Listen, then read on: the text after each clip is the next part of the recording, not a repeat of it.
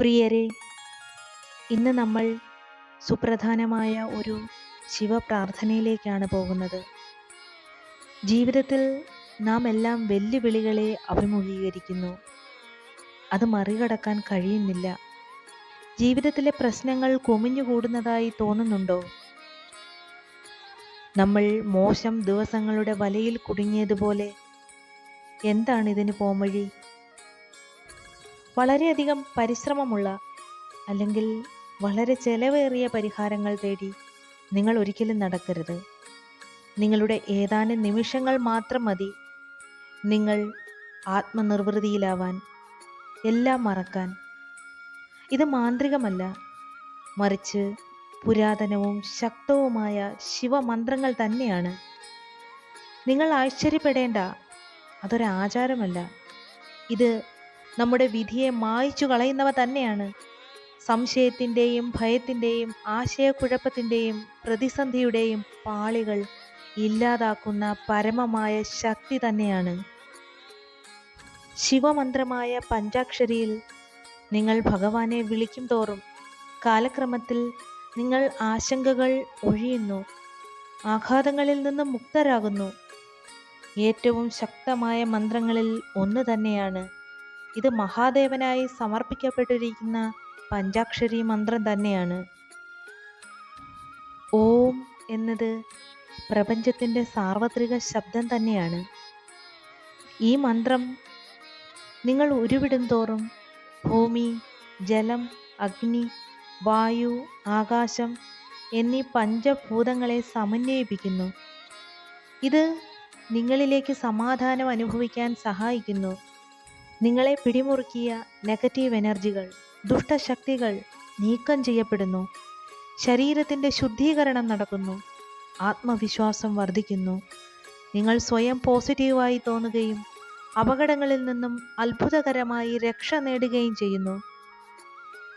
പഞ്ചാക്ഷരി മന്ത്രജപം നിങ്ങളുടെ ഭക്തി പ്രകടിപ്പിക്കുന്നതിനും നിങ്ങൾക്ക് ചുറ്റുമുള്ള ദൈവിക ഊർജം അനുഭവിക്കാനും നിങ്ങളെ പ്രാപ്തരാക്കുന്നു. നാഗരാജാവിനെ മാലയായി ധരിച്ചവനും 3 നേത്രങ്ങളുള്ളവനും ദിവ്യഭസ്മം ദേഹമാസകലം ചാർത്തിയവനും മഹാനായ തമ്പുരാനുമായവനും അനശ്വരനായവനും 4 ദിക്കുകളും വസ്ത്രമായി ധരിച്ച് സദാ നിർമ്മലനായവനും നാ എന്ന അക്ഷരം പ്രതിനിധീകരിക്കുന്നവനുമായ ശിവന് വന്ദനം.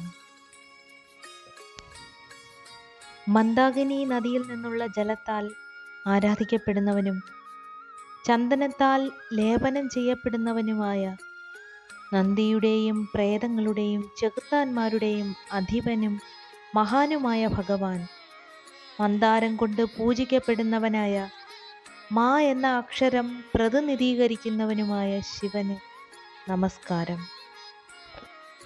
അതിവിശിഷ്ടനും ഗൗരിയുടെ പനിനീർ വദനത്തെ പ്രശോഭിപ്പിക്കുന്ന ഉദിച്ചുയർന്ന സൂര്യനെ പോലെ ഉള്ളവനും ദക്ഷന്റെ ത്യാഗത്തെ ശമിപ്പിച്ചവനും കാളയുടെ രൂപം ചിഹ്നമായി ഉള്ളവനും നീലകണ്ഠനും ഷീ എന്ന അക്ഷരം പ്രതിനിധീകരിക്കുന്നവനുമായ ശിവന് വന്ദനം. വസിഷ്ഠൻ, അഗസ്ത്യൻ, ഗൗതമൻ തുടങ്ങിയ ഉത്തമരും ആദരണീയരായ മുനികളാലും ദേവന്മാരാലും ആരാധിക്കപ്പെടുന്നവനും പ്രപഞ്ചത്തിൻ്റെ കിരീടമായവനും അഗ്നിയും സൂര്യനും ചന്ദ്രനും 3 കണ്ണുകളായി ഉള്ളവനും വാ എന്ന അക്ഷരം പ്രതിനിധീകരിക്കുന്നവനുമായ ശിവന് വന്ദനം. യജ്ഞത്തിൻ്റെ മൂർത്തീഭാവമായവനും ജടാധരനും കയ്യിൽ ത്രിശൂലമുള്ളവനും അനാദിയായവനും ദിവ്യനും പ്രഭാമയനും 4 ദിക്കുകളും വസ്ത്രങ്ങളായി അണിഞ്ഞവനും യാ എന്ന അക്ഷരം പ്രതിനിധീകരിക്കുന്നവനുമായ ശിവന് നമസ്കാരം. പഞ്ചാക്ഷരി മന്ത്രം ചൊല്ലുന്നവർ ശിവലോകം പോകി പരമാനന്ദം അനുഭവിക്കുന്നതാണ്. ജീവിതത്തിലെ എല്ലാ നന്മകളുടെയും ഉറവിടമാണ്. മനോഹരമായ ഈ ലോകത്തിൻ്റെ അധിപനാണ്.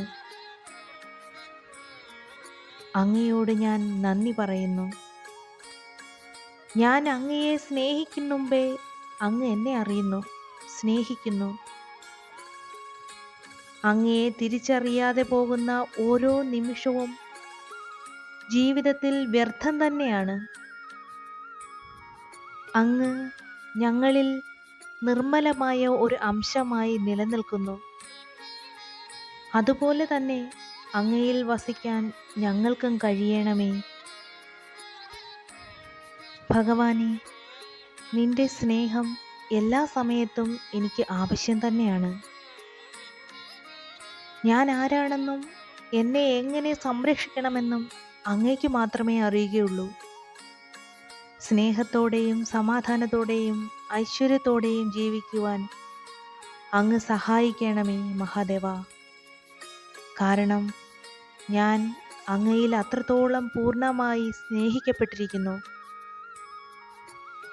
പൂർണ്ണമായ ഹൃദയവും പൂർണ്ണമായ മനസ്സും പൂർണ്ണമായ ആത്മാവും അങ്ങയിൽ സമർപ്പിക്കപ്പെട്ടിരിക്കുന്നു.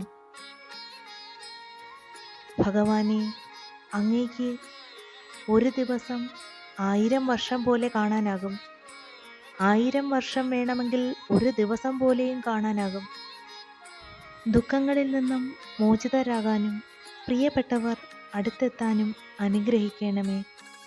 തെറ്റായ ധാരണകളും വിദ്വേഷം, അത്യാഗ്രഹം, അജ്ഞത എന്നിവയാൽ സൃഷ്ടിക്കപ്പെട്ട മിഥ്യാധാരണകളുടെ മൂടൽ മഞ്ഞിൽ അകപ്പെട്ടു നിൽക്കുന്ന ഞങ്ങളെ ആ മൂടൽ മഞ്ഞിൽ നിന്നും മോചിതരാകാൻ അനുഗ്രഹിക്കണമേ ഭഗവാനെ.